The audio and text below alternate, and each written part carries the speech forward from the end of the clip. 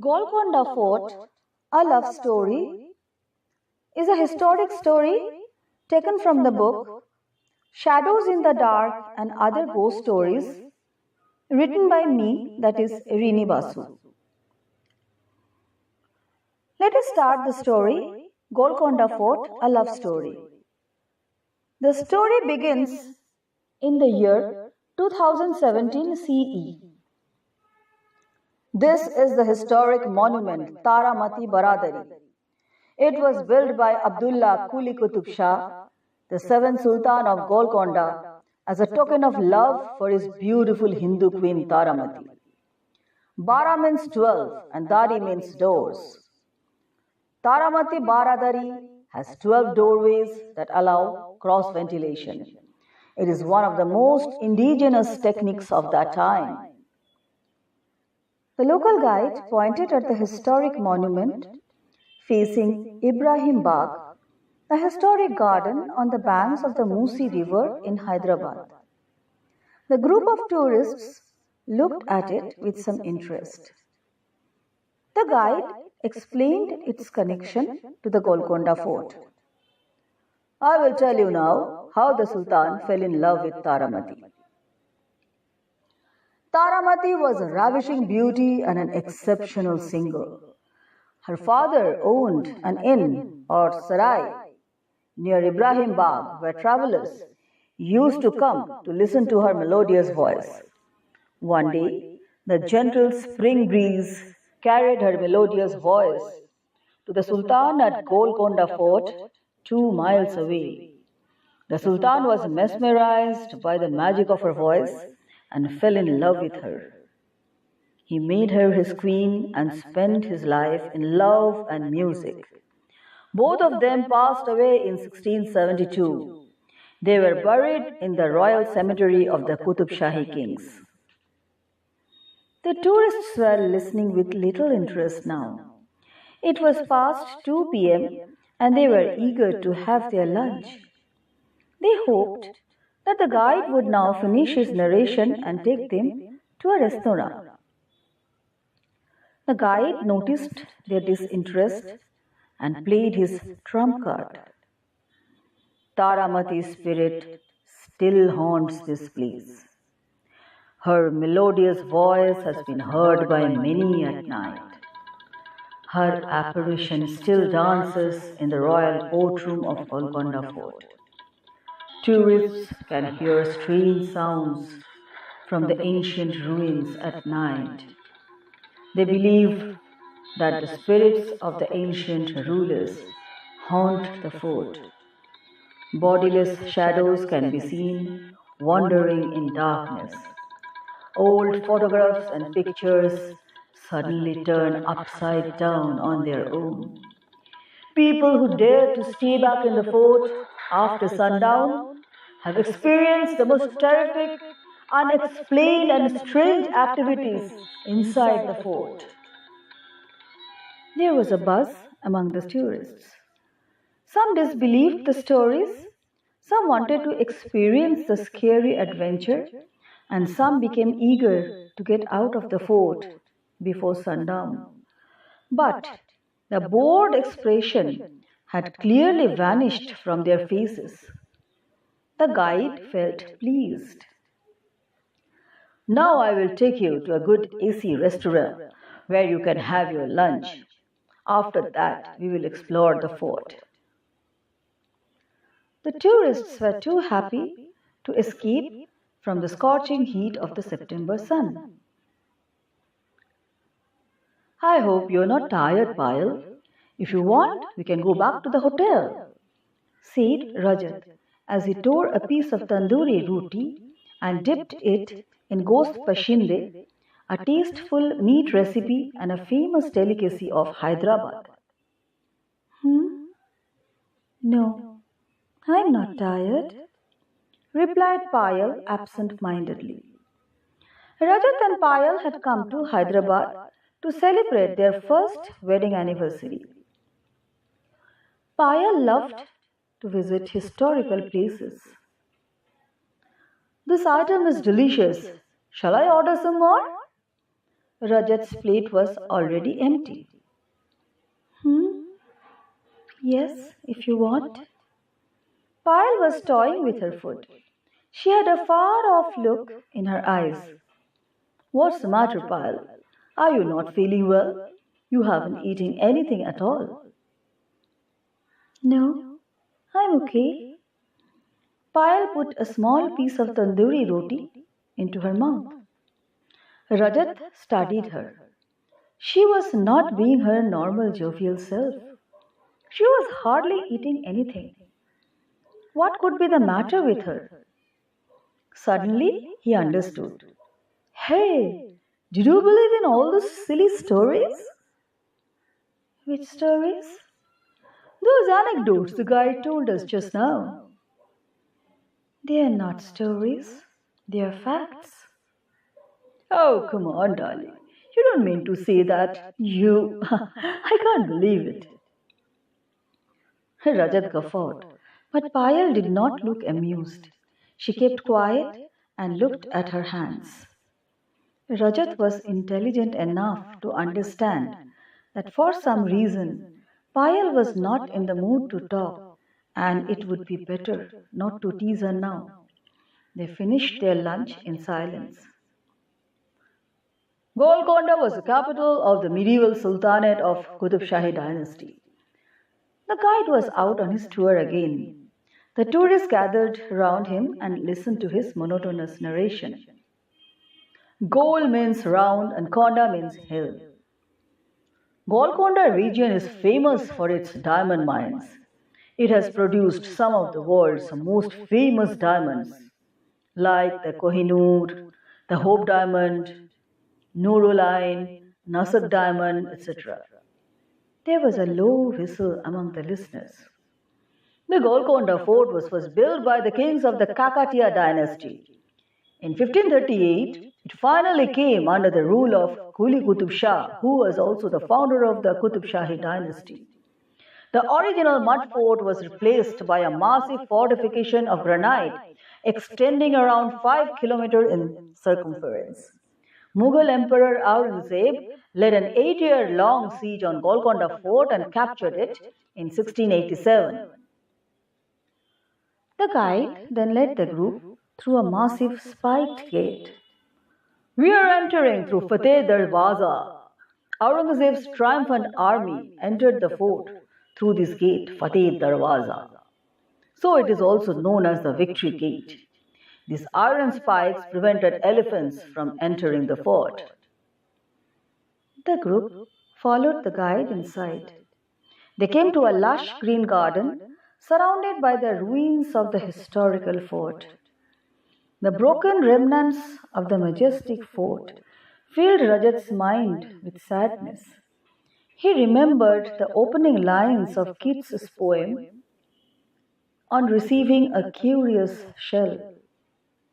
Hast thou from Golconda a gem, pure as the ice drop that flows on the mountain? Aurangzeb was a vandal. How could he destroy such a magnificent monument? He thought sadly.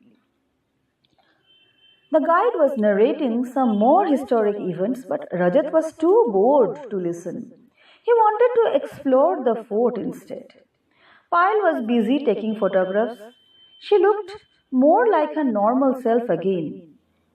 Rajat came over to her. I'm going inside the fort. Would you like to come?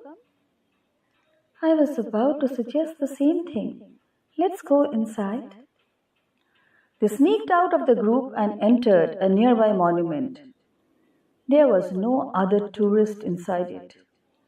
They walked through the outer passages and reached the staircase leading to the inner halls and rooms.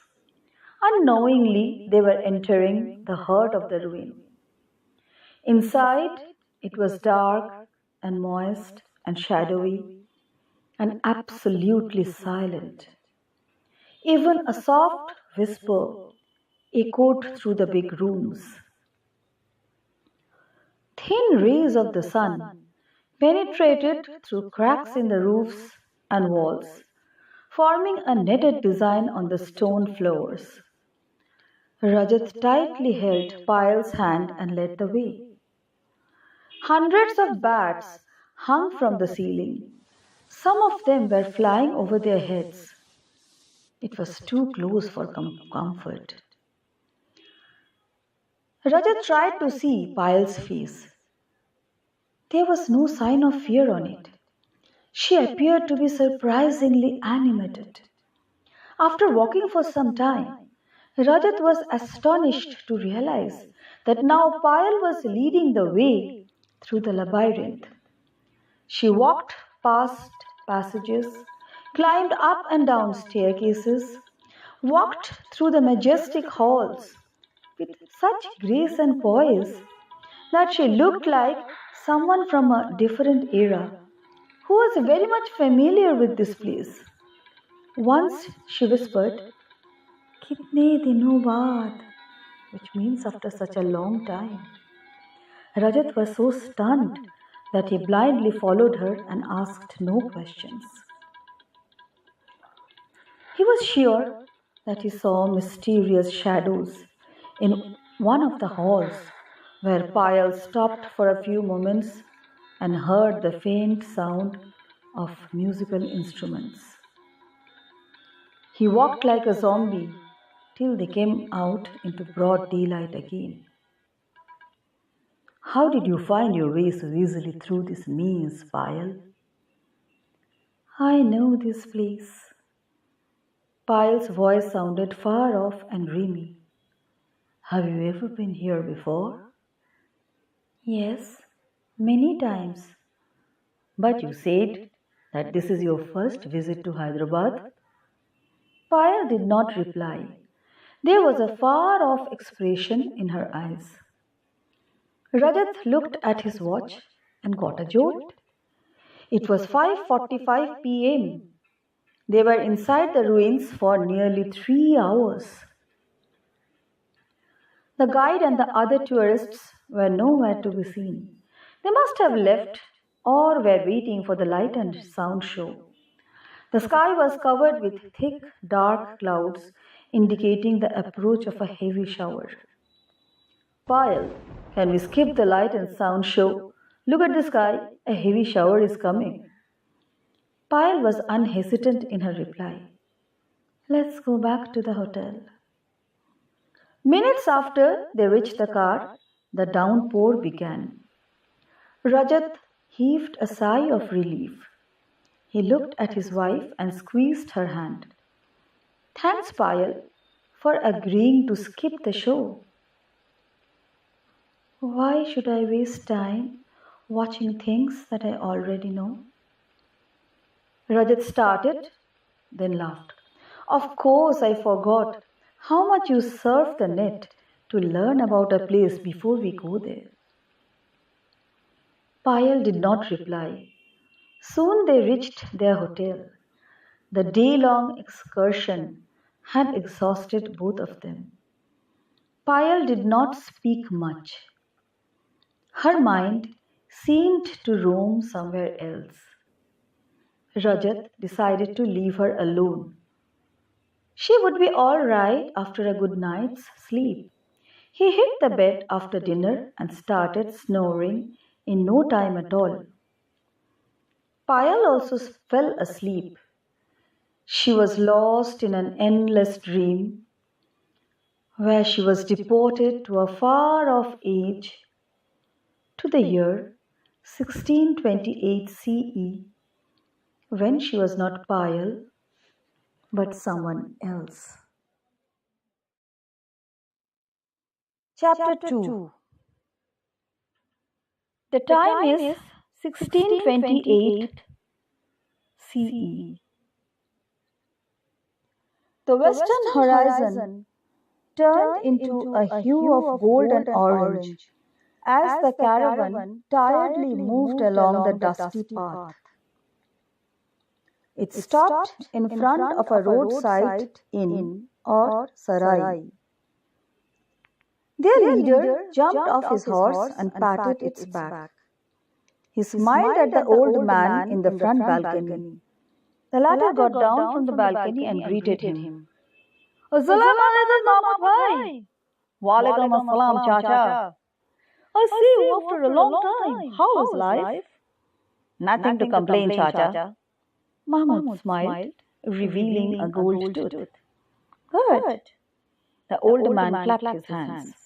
A lad of about 15 came running from the backyard. Yes, Malik. Ali, take Mahmud bhai and the others inside. Give them their usual rooms. Ali took a bunch of keys and showed them the way. Raghu Chacha was new to this town. He left his ancestral village with his wife and two infant daughters in search of livelihood and decided to settle down in the thriving town of Golconda. He bought an old haveli or mansion and turned it into a sarai. His wife died 5 years later. Time passed. Both his daughters, Prema and Tara, grew up to be beautiful young girls. Golconda was a place of music, dance and romance. The girls had a natural flair for music and dance. They took talim or tutorage under an ustad and soon mastered the arts. Tara's melodious voice would put a nightingale to shame, and Prema's graceful dance steps mesmerized the spectators. Every evening, Tara would sit down in the open balcony of her room and practice her riwaz or music practice.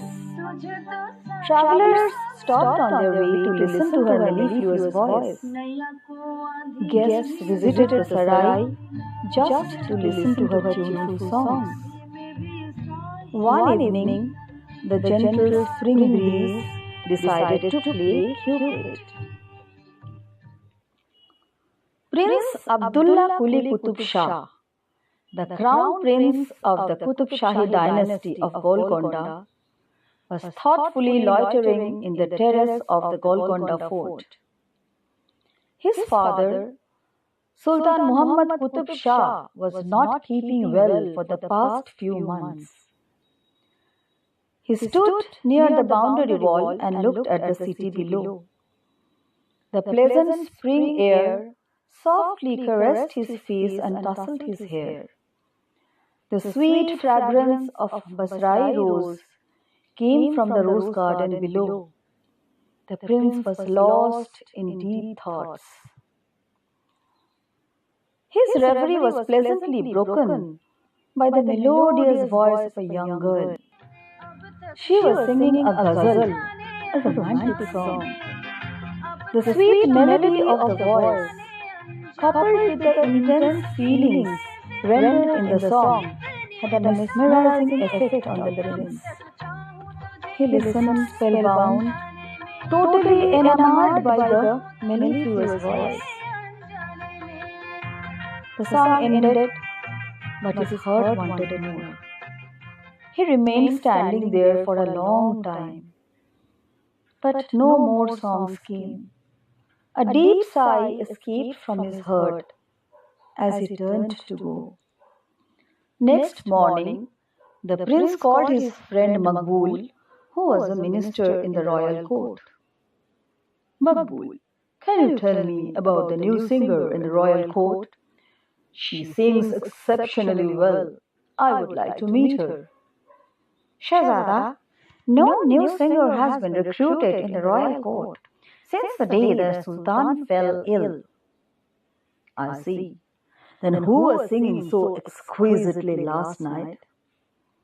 It might be one of the Iranian gypsy girls who travel with the caravans. Some of them really sing well. Well, maybe. The prince felt sad and disappointed. Shahzada, would you like me to look into the matter? Where will you look? I know. Most of these caravans stop at Raghu Chacha's sarai. And where is this sarai? It is about 2 miles from here, near Ibrahim Bagh. Then it's impossible. A song cannot travel that far. Maqbul waited for the prince's next words. How is the Sultan now? Is he any better? I'm afraid not. The Hakims are trying their best. I know, and I don't blame them. The Sultan is getting old. Yes, Shahzada, maybe it's time you became the new Shah of Golconda. Thanks, Maqbul. Everything is in the hands of destiny.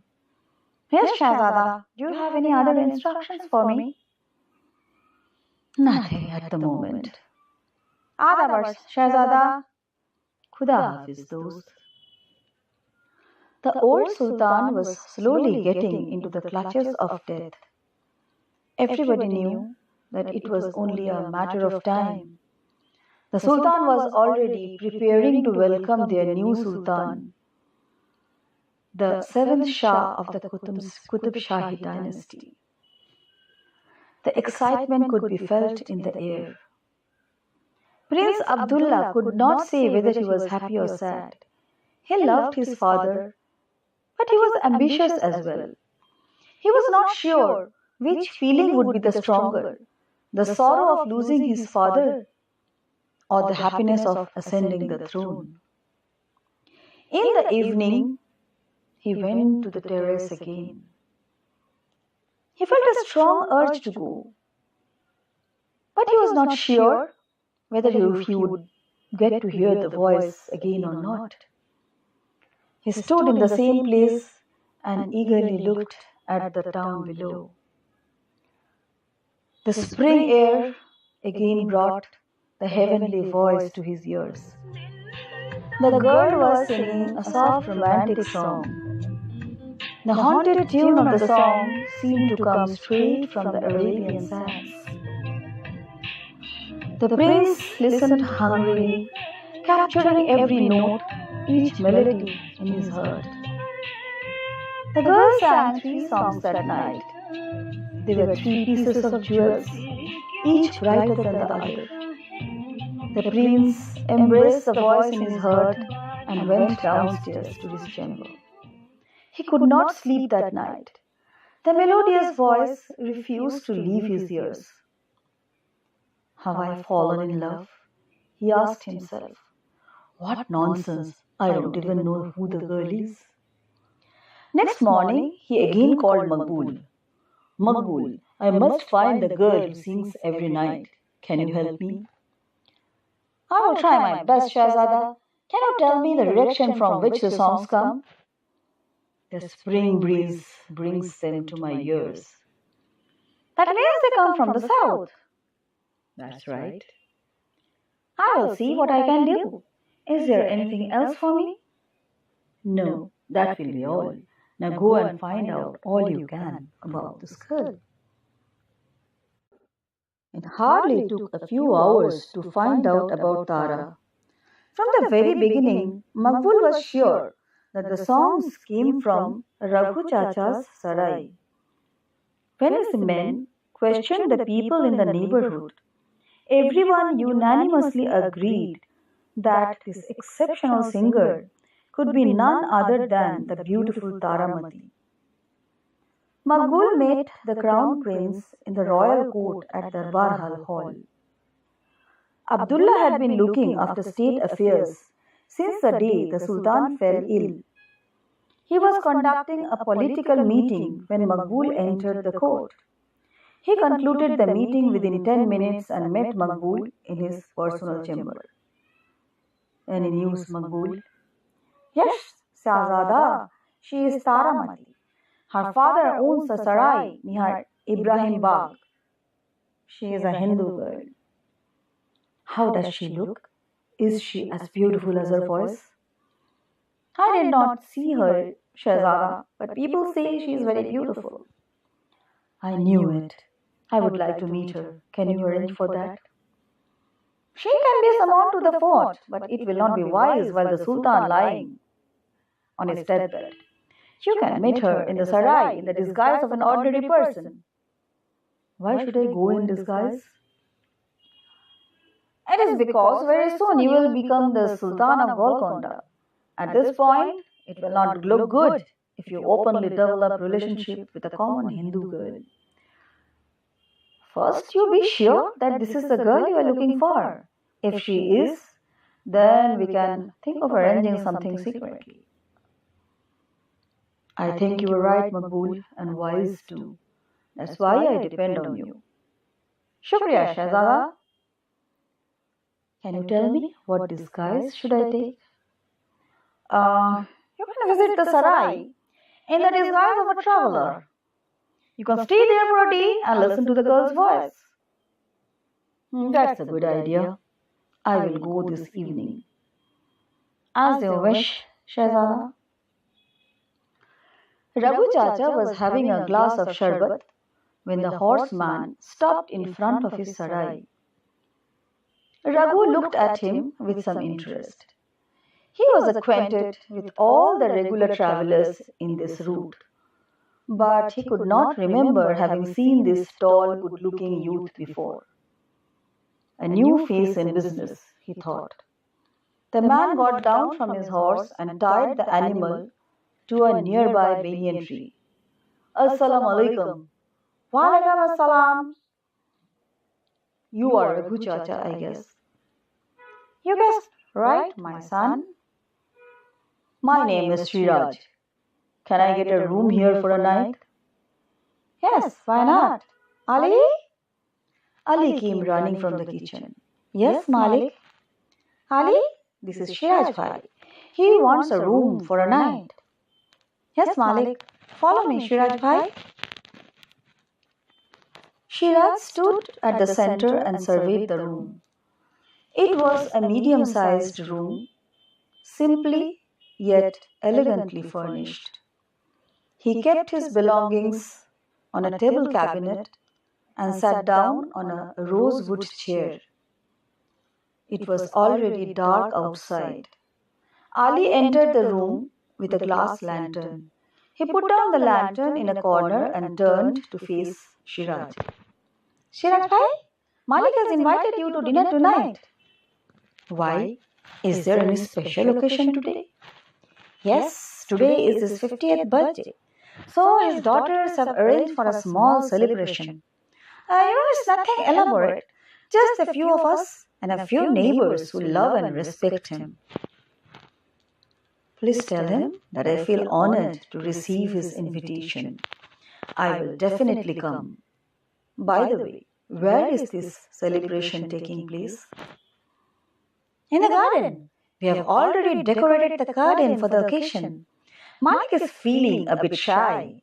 He said, "What is the need for doing all this for an old man? People will laugh." But Prema Behan and Tara Behan refused to listen. Won't there be any mehfil for the occasion? Of course there will be. Prema Behan will dance and Tara Behan will sing. There is no one in the mohalla who can perform better than these sisters. Okay, I will reach there in time. Taramati stood in front of a large mirror. She looked very pretty in a midnight blue ghagra choli, heavily embroidered with sequins and mirror work at the edges and matching jewelry. Fresh jasmine flowers in her hair completed her get-up. She narrowed her eyes and critically judged her reflection in the mirror. She debated if she looked pretty enough to impress the new boarder Sriraj, for she was sure that he would be there in tonight's mehfil. That evening she was standing in the balcony of her room, combing her long shining hair, when she first saw Sriraj, and her heart skipped a bit. The last rays of the setting sun fell on his handsome face, and the evening breeze tousled his long hair. The muscles of his big body, rippled as the horse trotted forward. She quickly went inside her room and peeped through the window, fervently wishing that he should stop there for the night. As if in reply to her wishes, the man entered and talked to her father, and she saw Ali taking him inside. He was tall and well-built. His clothes also appeared crisp and new. His big black horse looked healthy and well maintained. She never remembered having seen him before, and now, after seeing him, she never intended to forget him ever. It was love at first sight for her. A few minutes later, Ali came to keep the lantern in her room. She did not lose this opportunity. Ali, who was talking to Baba a few minutes back? That is Siraj Bhai, our new boarder. I never saw him before. No, he is new in trade. He is from Hyderabad. Oh, I see. Tara was a bit disappointed to learn that the man was a Muslim. Her father was a staunch Hindu. It was doubtful if he would ever allow her to marry a Muslim. Then she laughed at her foolish daydreams. Muslims had early marriages. It was very possible that this man had a wife and a family. It was possible that he would never give her a second thought and go away the next morning. It was also possible that they would never meet again. There were so many possibilities to ruin her romantic dreams. She tried to control her emotions, but after some time, she chose not to try at all. Why should I control a natural feeling? She thought. It would be useless to deny that I have fallen in love. I don't care whether he is married or a Muslim. I care about him only, and I want to cherish this moment of love. Tonight, I will express my feelings through my songs. If he understands and reciprocates my feelings, then I will belong to him forever. If he doesn't, then my heart will break. But still, I can live. With time, I will forget about him and start life anew. But that is for the future to decide.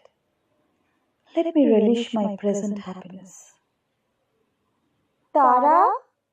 Prema's voice broke Tara's reverie. You are still in front of the mirror? Make haste. The guests will be arriving soon. Sorry, Didi, I'm coming right now. The sisters hurriedly went down to receive the guests.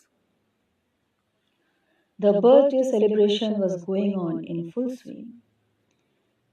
People gathered in the garden with glasses of sharab in their hands.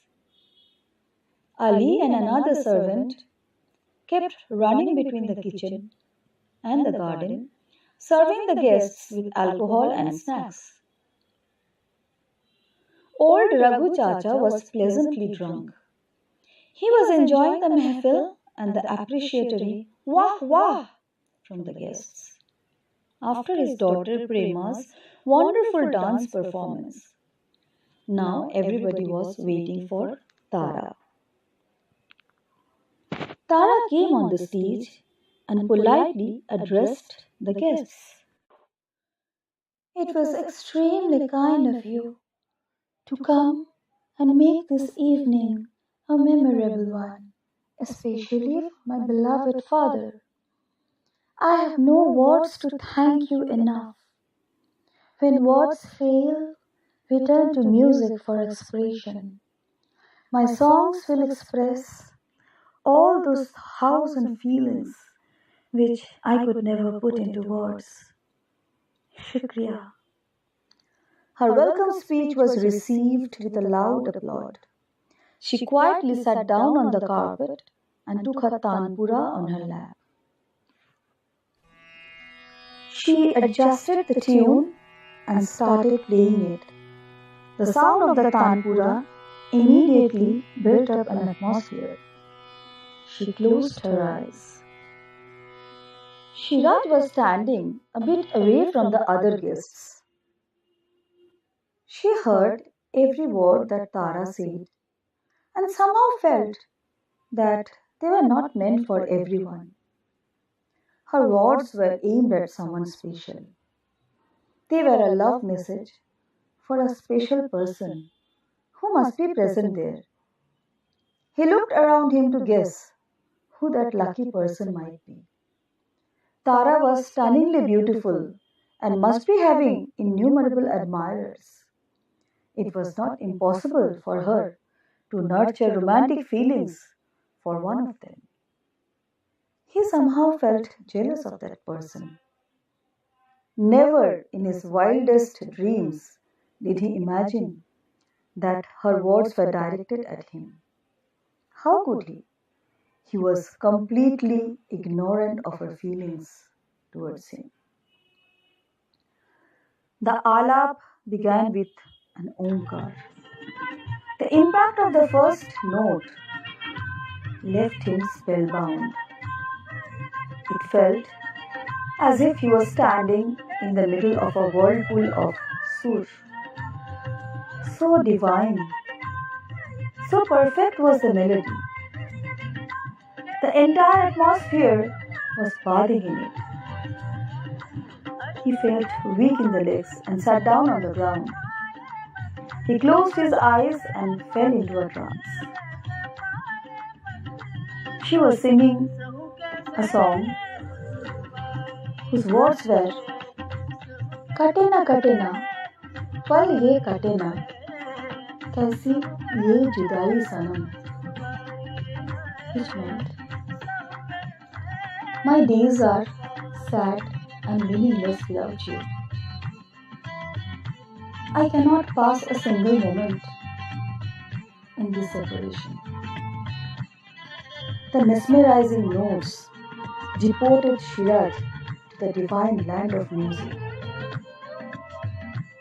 He could visualize himself sitting on a majestic throne, dressed like a king. Beautiful Tara was dancing around him. The atmosphere was full of festivity and joy. How long this continued, he could not say, because he was not completely in his senses. It was Ali who shook him up. Get up, Shiraj, why? Everybody's gone. Have your dinner and go back to your room. I won't have any dinner. Shiraj stood up and slowly walked towards his room. The magical notes still lingered in his ears, and there was a strange ache in his heart. He could not sleep that night. The beautiful singer and her exquisite melodies forbade him to sleep. He tossed and turned in his bed for some time, then sat up. This won't do, thought he. I need some fresh air. He drank some water and came out into the open. It was a beautiful moonlit night. The surroundings looked ethereal in the soft light. Shiraj slowly walked towards the garden. He stood under a tree and eagerly looked at the house. In that house somewhere, Taramati was sleeping. A deep sigh came out from the core of his heart. Tara was not having a peaceful sleep. She had noticed how intently Shiraj had listened to her songs, how admiringly he had looked at her face. But did he understand her love message? She got up from her bed and went into the balcony. The garden was bathing in the beautiful moonlight. She opened the door and came out into the garden. Her long, loose hair flew in the breeze and veiled a part of her beautiful face. Suddenly, she stopped in her stride. Shiraj was standing under a tree. Was she dreaming? Who's there? She asked in a whisper. It's me, Shiraj. Why are you not sleeping? Shiraj thought it would be better to speak out the truth. he might not get another moment to open his heart to her. I cannot sleep because of you, Tara. I love you. They looked at each other for a long time. No more words were necessary. Their eyes expressed everything. He opened his strong arms and she walked into them as if it was the most natural thing to do. They tightly held on to each other as if they were afraid to let each other go. Are you leaving tomorrow? Tara was too afraid to ask the question. I'm afraid so, my queen. Can't you stay a few days more? I definitely would if I could. I would happily spend the rest of my life listening to your melodious voice. But I can't, my queen. Tara laughed softly. You address me as your queen.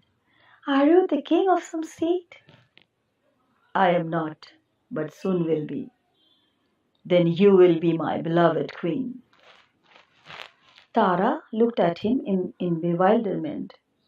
This tall, handsome man, with his classic features, fine clothes, and polished manners, could not be an ordinary person. A chill ran down her spine. Who are you? She barely whispered. I am Abdullah Qutb Shah, Crown Prince of the state of Golconda.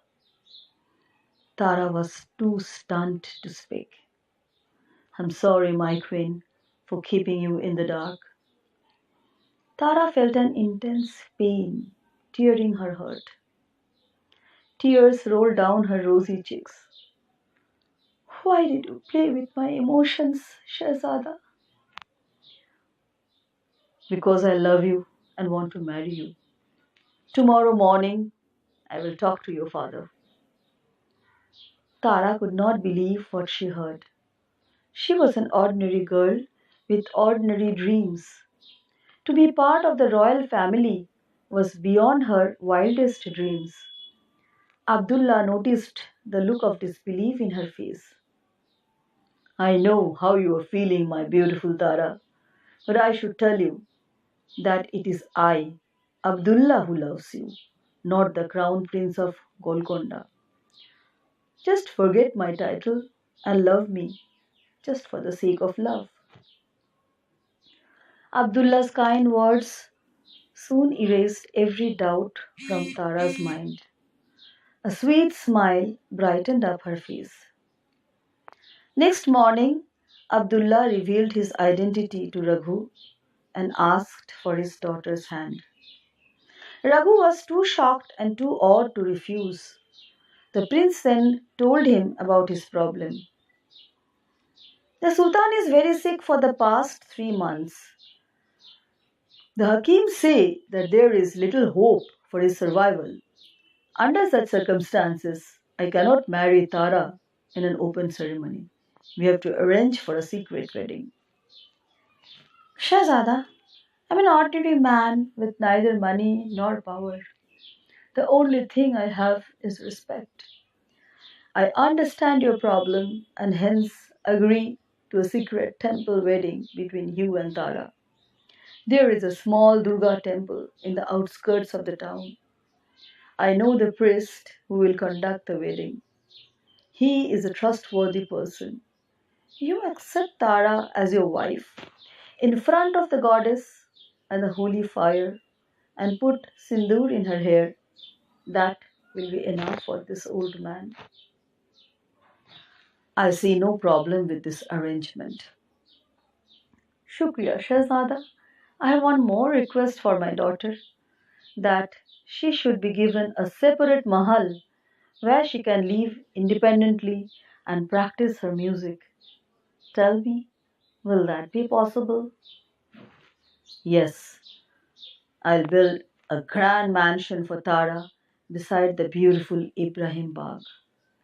It will have 12 doorways and an open air singing and dancing platform where my beautiful queen Tara will sing and dance for me. I will name it Taramati Baradari. Does that satisfy you? Very much. You are kind and considerate. You are a true connoisseur of art and know how to respect an artist. I'm sure Tara will be very happy with you. I am happy to hear that. God bless you, Shahzada. The wedding took place the following Sunday evening. There was no one present at the temple other than the priest and Tara's family members. Maqbul was also present. If he disapproved of the marriage, he never showed it. He congratulated the newlyweds after the completion of the ceremony. Taramati remained with her father for the next few months. The prince sent a carriage for her every day. They secretly met in an outhouse beside the river Musi. Taramati sang for her prince every night, transporting him to the divine world of music. Taramati Baradari was complete after 3 months. By that time, the old Sultan had died and Abdullah was crowned as the seventh Shah of the Qutb Shahi dynasty. Queen Taramati was ecstatic when she first stepped inside Taramati Baradari. She held the Sultan's hand and smiled at him happily. Are you happy with your new mahal, my queen? I am ecstatic, my Sultan. Then the queen will surely grant me an inam. Of course she will. What is your wish, Sultan? That my queen shall sing and dance for me in this open pavilion tonight. She shall do so with pleasure, my beloved Sultan. Chapter 3. The year 2017 CE. Payal, are you all right? Rajat was gently shaking Payal. She tossed and turned, then slowly opened her eyes and saw Rajat's anxious face bending over her. What's the matter, dear? You were laughing and talking and singing in your sleep. You must have been dreaming. Who were you dreaming about, darling? Me. Payal looked as if she was seeing Rajat for the first time in her life. She was completely in a bewildered state. She sat up on the bed and looked around her. Where am I? You are in the hotel room. Come out of your dreamland, lady, Rajat joked. It took some time before Payal could remember who she was and where she was. With a sigh, she stood up and went to the washroom. When she returned, she found Rajat making tea for her. Here's your tea, madam. Payal took the cup and sipped tea absent-mindedly. Rajat was getting dressed. Get ready soon. We are going for shopping today. Do I have to go? I would prefer to stay in the room and take some rest. I have a terrible headache. But it was you who insisted on going for shopping right from day one. Now, if you don't feel like it, I won't press you. Payal thought for a moment, then changed her mind. Okay, I will go. Just give me a few minutes to get dressed. That's like a good girl. I'm waiting for you in the restaurant downstairs. What should I order for breakfast? Anything you like. I'm not feeling much hungry. Okay, but make haste. The sky is cloudy. It might rain in the afternoon. Payal did not take much time. She was wearing a sunflower yellow silver kameez. It was a pleasant change from her regular jeans tees. Rajat noticed that Payal had dressed up a bit differently today. Generally, she left her long, luxurious hair loose or casually tied it up in a bun. But today she had carefully tied up her hair in a long single braid. She had also put a couple of flowers in her hair. This was the first time Rajat saw her wearing jhumkas in her ears and a bindi on her forehead. She looked very pretty and very oriental. Wow, you look gorgeous. Thanks, she smiled. That was a day of surprises for Rajat. He couldn't believe his eyes when Payal bought a midnight blue ghagra choli, heavily embroidered with sequins and mirrorwork at the borders. Payal had often said that she was not comfortable with heavily embroidered flowing garments. Are you sure you want to purchase that dress, Payal? Yes, I like it very much. She paid rupees 5,500 without even batting an eyelid. Her next stop was the ornament market near Charminar. Rajat was shocked to see her buying heavy costume jewelry. He knew that she never liked to wear heavy jewelry. He was perplexed but wisely kept quiet. Payal surprised Rajat even more when she ordered mutton biryani for lunch. Her favorite food was Chinese and not Mughlai. But again, he said nothing. After lunch, Payal wanted to return to the hotel and take some rest. Rajat looked at his watch. It was 3:30 p.m. He needed to go to a cyber cafe to check his office mails. His mobile net was not working. He thought for a moment. Payal, would you mind if I ask you to take the car and return to the hotel on your own? I need to go to a cyber cafe. It's extremely important as I am expecting a few official mails. No problem. You go ahead. Payal got inside the car and instructed the driver to take her back to the hotel. Rajat felt a bit disappointed. Earlier, she would be cross, forcibly stop him from going, and scold him for bringing office work on a vacation. But today, she just didn't seem to care. Why this sea change in her? Rajat thoughtfully walked towards a cyber cafe. It was almost 6 p.m. when he returned to the hotel. The receptionist handed him over the room key. He was surprised. Isn't madam in the room? No, sir. She went out half an hour ago. Did she leave any message for me? No, sir. Did she walk?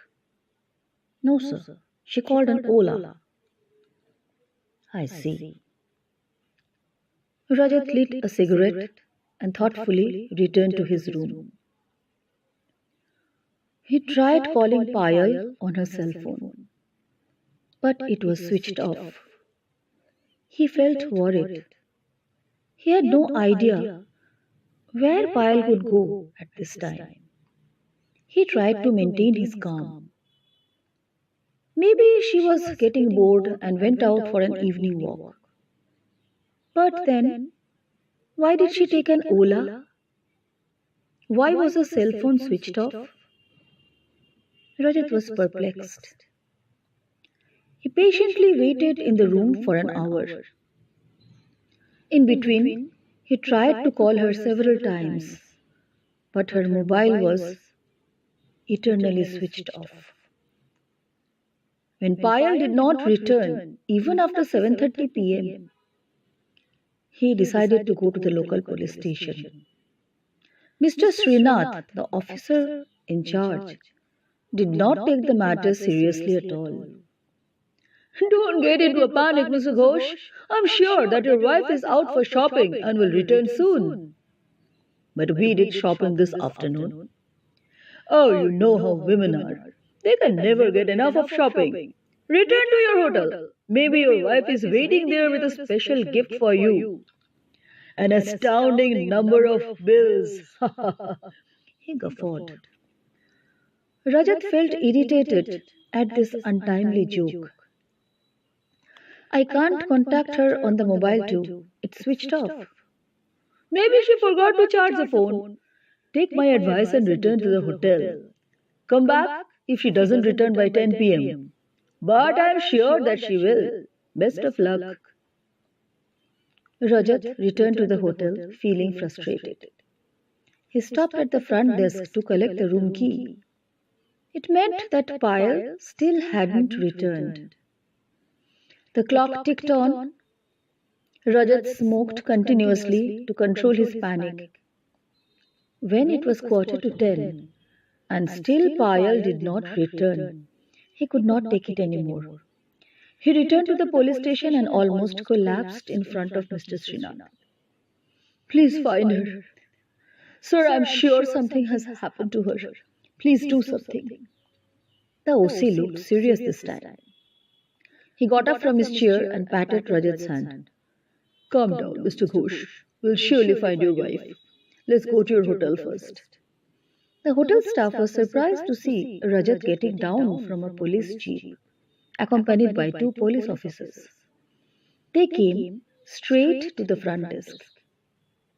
Did you see the Ola cab in which Mrs. Ghosh lived? Asked Mr. Srinath. Yes, sir, I did. Did you by any chance notice its number? No, sir, I didn't. Okay, I would now like to speak to the manager. The manager came out with a worried expression. Yes, sir, any complaint about this hotel? We always give the best service to our guests and try to make them happy. Has anyone? Mr. Srinath impatiently gestured him to stop. Do you have a CCTV at the main gate? Of course we have. We have installed CCTVs everywhere. Nowadays. I would like to see the CCTV recording of the reception and the entrance taken between 5 and 6 p.m. Of course, sir. No problem, sir. Kindly step into my chamber. Shall I order some tea for you? We keep best quality Darjeeling tea. No thanks. Just show me the recordings. The CCTV recording shocked Rajat. Mr. Srinath noted down the number of the Ola cab, while Rajat looked unbelievably at the image of his wife as she graciously walked towards the reception desk and handed over the room key. She looked astoundingly beautiful in a new midnight blue ghagra choli and costume jewelry set, colorful bangles, dangling jhumkas, a stone-studded necklace, a nose ring, a head chain or mang tikka, and a huge glittering ring. There were fresh jasmine flowers in her hair. Is that your wife? Gasped Mr. Srinath. My, she looks like a 17th century queen. What a beauty. Rajat frowned. 17th century queen. A voice rang in his mind. Both of them passed away in 1672. His face suddenly turned white. Mr. Srinath tapped him on the arm. Mr. Ghosh, we have got the number of the Ola cab. Let's go. I know where she is, whispered Rajat in a choked voice. You know? And why didn't you tell us before? I came to know just now. Don't speak in riddles, Mr. Ghosh. Where is she? I'll tell you on the way. Let's go immediately. But where? To the Golconda fort. The fort? But it's already closed. We have to go inside. It's a question of life and death. Let's go. They reached the fort within 15 minutes. Rajat was so tense that he could not speak a word. Mr. Srinath used his identity card to enter the fort. The moment the door opened, Rajat rushed inside. Mr. Srinath and the others found it difficult to keep pace with him. Mr. Ghosh, would you be kind enough to tell us where we are going? Just follow me, I will explain later. Hope he hasn't killed her already. Rajat's voice shook. Who is killing whom? I can't understand a thing, panted Mr. Srinath. The gentle breeze brought the first notes of music into their ears. The exquisitely melodious voice made Rajat gasp and stop in his track. Thank God, she is still alive. He doubled his speed and almost flew towards the direction from which the melody came. The stunned police officers followed him in silence. They could already feel something paranormal in the air. They were not cowards, but the rumors about the fort, coupled with the haunting tune they heard, made them nervous. Mr. Srinath mopped his brows and followed Rajat. The song was getting louder and louder. It came from the direction of Ibrahim Bagh. Rajat was running like a mad person. Suddenly, he stopped in front of a building. The song was coming from within. Mr. Srinath gasped. Why, this is... Let's go in, yelled Rajat. His eyes bulged and his face was ash white. He rushed into the dark without waiting for the others. A loud scream was heard and the song stopped. Rajat rushed inside with his torch, followed by Mr. Srinath. When he saw what he saw, scared the wits out of him. The queenly Mrs. Ghosh was sitting like a statue on a majestic throne. Her long hair was open and flying in the wind. The shadow of a tall, kingly person could be faintly perceived behind her. His form was not distinct, as a thin veil of darkness seemed to cover him. Even the harsh light of the torch could not penetrate that darkness. Rajat was kneeling in front of the shadow with folded hands. He was repeating the same words over and over again. Please don't take my wife away. Please give her back to me. Please don't take my wife away. Please give her back to me. Mr. Srinath vigorously shook him. Mr. Ghosh, have you gone out of your senses? Who are you talking to? There is no one. Rajat woke up with a start. There was no one in the hall except Payal, who was lying senseless on the floor. The throne and the shadow had vanished. Rajat picked her up and stumbled towards the exit. The whispering wind sadly moaned after him. Deep sighs came from the dark depths of Taramati Baradari. Payal had to be hospitalized. She had high fever and was in a shock syndrome. The doctor injected her with a heavy dose of sedative to control her hysterics. She stabilized after 2 days. Her temperature came down and she behaved in a normal manner. On the second evening, she wished to see Rajat. He was sitting in the hospital lobby waiting for her call. He rushed upstairs and met the doctor outside her cabin. Mr. Ghosh, before you go in, let me give you a word of warning. She is still recovering from a shock syndrome. Any sort of excitement or emotion can prove fatal for her. Talk normally as if nothing has happened. Okay, doctor, I get your point. I will be careful. Best of luck. Payal was half seated on the bed, shuffling through the pages of a magazine. She looked weak and tired. There were dark circles under her eyes. She weakly smiled, and a faint twinkle appeared into her eyes as Rajat entered the room. Hello, Payal. How are you?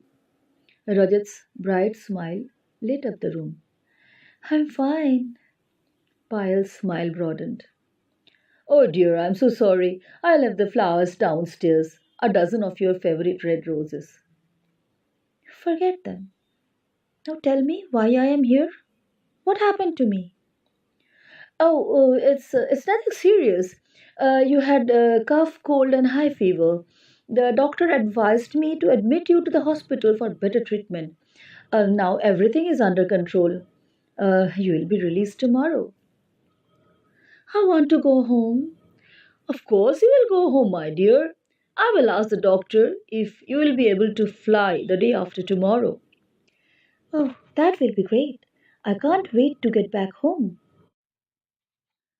Rajat returned to the hotel. The first time in the past 2 days. He badly needed to shave and have a bath. The receptionist informed that Mr. Srinath had called thrice during the past 2 days. Rajat decided to see him at the police station after lunch. Mr. Srinath welcomed him with a smile. Come, Mr. Ghosh, how is your wife? She is much better now. She will be released tomorrow. That's good. Is she behaving normally now? Oh, yes, she is. Thank God. Did she talk about the other night? Well, she remembers nothing. She is eager to get back home. Rajat smiled happily. All's well that ends well, said Mr. Srinath. Very true. I am still confused over a few points. Tell me, how you became so sure about your wife's whereabouts on that night? Actually, it was you who helped me to locate her that night. Me? How was that? Remember what you said when you saw Payal on the CCTV? You said, she looks like a 17th century queen. That reminded me that the guide of the Golconda fort had also said that Taramati was a queen from that era. Aha! That explained why you madly ran towards Taramati Baradari that night. So that shadow behind her was Sultan Abdullah Quli Qutb Shah. And your wife in her previous birth was? Yes, she was Queen Taramati. The story ends here. Now is the author's note about this story. The love story of Sultan Abdullah Qutb Shah and Taramati is a historic fact. Golconda Fort and Taramati Baradari are famous monuments of Hyderabad and both are rumored to be haunted. Many people who stayed back after sunset experienced paranormal activities inside them. Local people believe that the spirits of the Sultans of Shahi dynasty still haunt the fort and the spirit of Queen Taramati still dances inside Taramati Baradari on full moon nights. Now, my experience inside the Golconda Fort was like this. We went to see Golconda Fort in September 2017 and experienced paranormal activities inside the ruins of Taramati Mosque. We had entered it unknowingly and almost got lost inside it. The interiors were extremely dark and damp. Feeble sunlight entered through the cracks of the roof and walls and made the place appear more spooky. Strange bodiless shadows were moving about in the dark corners. They might have been just hallucinations, but all of us saw and felt their presence. Innumerable bats hung from the ceilings. Some of them were flying above our heads, yet we could not feel any air in the fluttering of their wings, nor did they look like earthly creatures. It is difficult to say whether they were real or just shadows. Our mobile phones and my Canon digital camera started malfunctioning. My daughter Rupsha stood in a normal way, but the camera captured something frighteningly different. Her position changed and her eyes looked absolutely frightening. They were white with no pupils. This occurred with several of her photos.